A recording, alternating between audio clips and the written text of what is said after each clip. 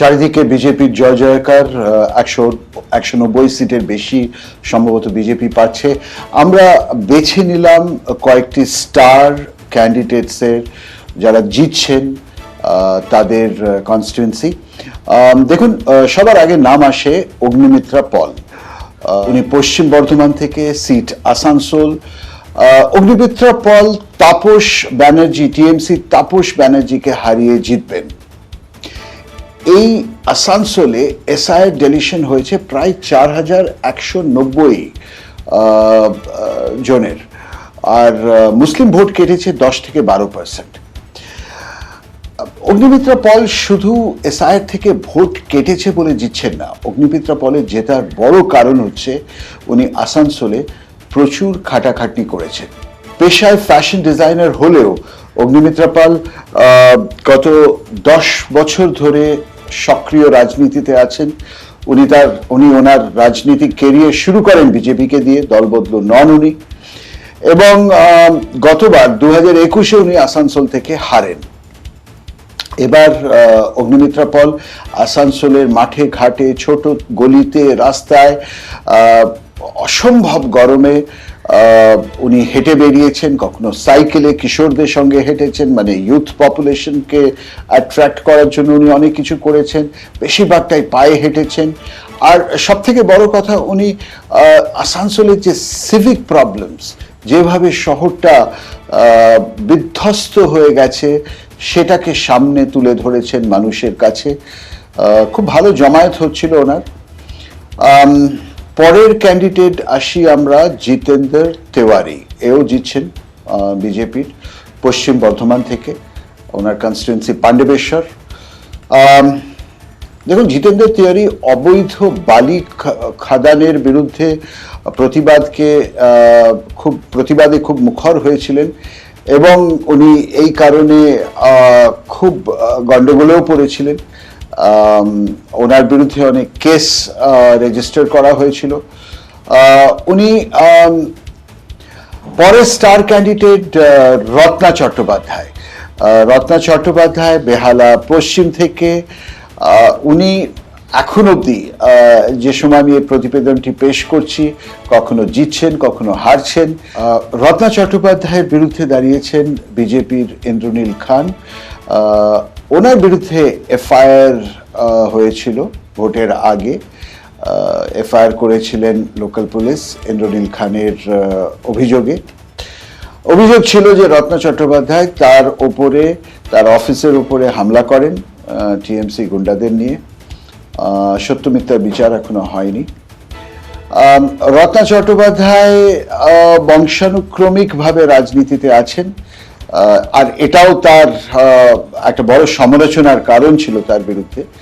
রত্না চট্টোপাধ্যায়ের বাবা ও ভাই দীর্ঘদিন ধরে নির্বাচন প্রতিদ্বন্দ্বিতা করে আসছেন। অন্যদিকে শোভন চট্টোপাধ্যায়ের সঙ্গে বৈশাখী চট্টোপাধ্যায় লিভ ইন সম্পর্ক নিয়েও রত্না চট্টোপাধ্যায় অনেক বছর ধরে শিরোনামে আছেন। উনি মমতা বন্দ্যোপাধ্যায় খুব প্রিয়। তবে সব বিতর্ক সত্ত্বেও 2026 সালের নির্বাচনে রত্না চট্টোপাধ্যায় দলীয় টিকিট পেয়েছিলেন, যেখানে শোভন চট্টোপাধ্যায় তার প্রাক্তন স্বামীকে টিকিট দেওয়া হয়নি। ফাইনাল ট্যালি সন্ধ্যেবেলায় বোঝা যাবে। এখন অবধি কখনো উনি জিতছেন কখনো হারছেন। আসি পরের কনস্টিটুয়েন্সিতে, খড়গপুর, যেটা কনস্টিটুয়েন্সি দিলীপ ঘোষের, বিজেপি দিলীপ ঘোষ। এখানে 15,475 ভোট কাটা হয়েছিল এসআইআর-এ। মুসলিম ভোট 10 থেকে 12% কাটা গেছে। কেন বলছি জেতা জায়গা? কারণ দিলীপ ঘোষ এই কনস্টিটুয়েন্সি থেকে আগেও জিতেছেন। ওখানে খুব জনপ্রিয় নেতা দিলীপ ঘোষ। একটা লম্বা কেরিয়ার আছে বিজেপির সাথে। 2019 সালে লোকসভা নির্বাচনে যেটি বিজেপি লড়েছিল দিলীপ ঘোষের নেতৃত্বে বাংলা থেকে, বিজেপি 18টি সিটে জেতে এবং তিনিও মেদিনীপুর থেকে সংসদ নির্বাচিত হন। 2021 সালে তিনি রাজ্য সভাপতি পদ থেকে সরে গেলেও 2021 সালে বঙ্গ নির্বাচনে তিনি 77টি আসন পাইয়েছিল বিজেপিকে। আজকে যে লড়াই আমরা দেখছি বিজেপি জিতেছে, তার কোথাও না কোথাও যাকে বলে ইংলিশে ফাউন্ডিং স্টোন নিব উনি রেখেছিলেন 2021 সালে, যখন বিজেপিকে উনি 77 সিট পাইয়েছিলেন। কিন্তু তারপরে তাকে সরিয়ে দেওয়া হয় সভাপতি পদ থেকে। বিজেপি শীর্ষ নেতৃত্ব খুশি হননি দিলীপ ঘোষের পারফরমেন্সে, মনে করেছিলেন 77-এর বেশি সিট আসা উচিত।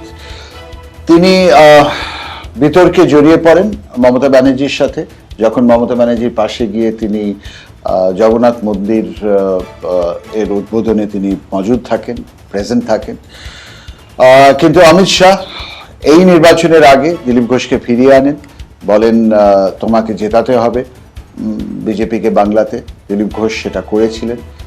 দিলীপ ঘোষ নিজে জিতেছেন বলা যায়, এবং একটি খুব গুরুত্বপূর্ণ ভূমিকায় বিজেপির সরকারে দেখা যাবে তাকে। রাসবিহারী স্বপন দাশগুপ্ত দিল্লিতে থাকেন,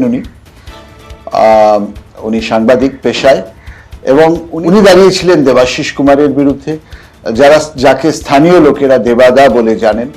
এখানে এসআইআর এর ডেলিশন হয়েছে 34,000 ভোট, আর এটা বোধহয় সম্ভবত স্বপন দাশগুপ্তকে সাহায্য করেছে জেতার জন্য, কারণ 20% মুসলিম ভোট কেটে গেছে। 34% এসআইআর এর ভোট কেটেছে, যার মধ্যে একটা বড় সংখ্যা ছিল মৃত ভোটার, যেটা বিজেপি মনে করে ছাপ্পা ভোট দিয়ে, যে ভোটগুলি দিয়ে দেবাশিস কুমার 2021-এ জিতেছিলেন রাসবিহারী থেকে, সেটা কেটেছে। 20% মুসলিম ভোট কেটেছে। এই দুটো কারণে স্বপন দাশগুপ্ত জিতছেন। অক্সফোর্ডে শিক্ষিত স্বপন দাশগুপ্ত, যিনি একসময় আদবানির খুব ঘনিষ্ঠ ছিলেন। দেবাদার বিরুদ্ধে তিনি যখন দাঁড়িয়েছিলেন, রাসবিহারীর অনেক লোকই বলেছিল যে উনি জিতবেন না, স্বপনবাবু জিতবেন না, কারণ দেবাদা খুবই জনপ্রিয়। রাত 2টোর সময় যদি কোনো সমস্যা হয়, রাসবিহারীর কোনো বাসিন্দার, দেবাদা তার পাশে থাকেন। স্বপনবাবুর হয়, যেহেতু তিনি দিল্লিতে থাকতেন, সেই ইমেজটা ছিল না, কিন্তু এখন জিতেছেন। এখন সম্ভবত স্বপনবাবু খুব গুরুত্বপূর্ণ একটি পজিশন পাবেন নতুন বিজেপি বাংলা সরকারে, হয়তো স্পিকার হতে পারেন।